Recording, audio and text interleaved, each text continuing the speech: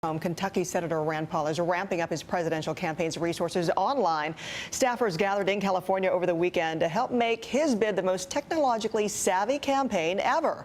Our Ronan Farrow got a look inside his San Francisco headquarters. You guys should all be proud to be part of this very historic event, the country's first presidential campaign hackathon. Digital supremacy is the name of the game for 2016. Rand Paul's campaign office, traditionally liberal San Francisco, is dreaming big when it comes to its digital strategy. When the Rand Paul campaign called me, they said they wanted to create the most tech-savvy campaign in history. Not just presidential campaign, but campaign. They've appointed a CTO, unusual for a campaign. How's it going? And they recently kicked off something you might not expect, a hackathon. I'm going to risk it, and I'm going to do a live coding session to show you what it does. Folks are going to hack all night, of course. They're keeping hacker hours. For 24 grueling hours, competitors hammered out tech solutions to the privacy issues at the heart of the Paul campaign, with occasional breaks for pizza. The last presidential election cycle, there was a lot of talk about the innovation on the part of Obama for America, their digital ground game. Can the GOP capture that digital ground?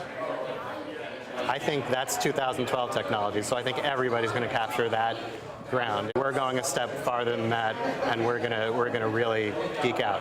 You've really staked your campaign on this in a lot of ways, that you're the most savvy on social media, that you're speaking out the most to these young, tech-savvy voters. What is the message underlying those tech tools?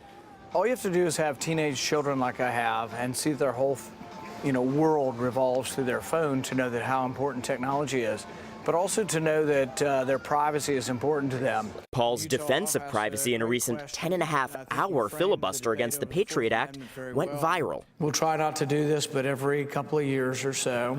But it's also earned him derision from some fellow presidential hopefuls, including Chris Christie. I stand with keeping America safe and making America strong and not giving political speeches on the floor of the Senate to raise money for a presidential campaign.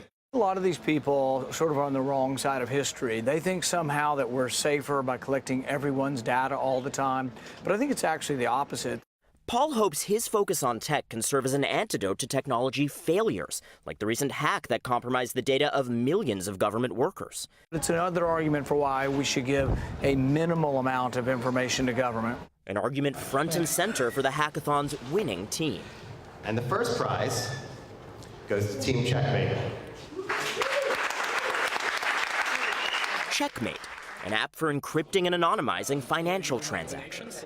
We love the movement for liberty, and we all love it, so it was a huge opportunity for us to go back together and to hack together something cool about privacy. Awesome. Well, I hear you guys came up with some good stuff. You'll have to tell me about what you came up with.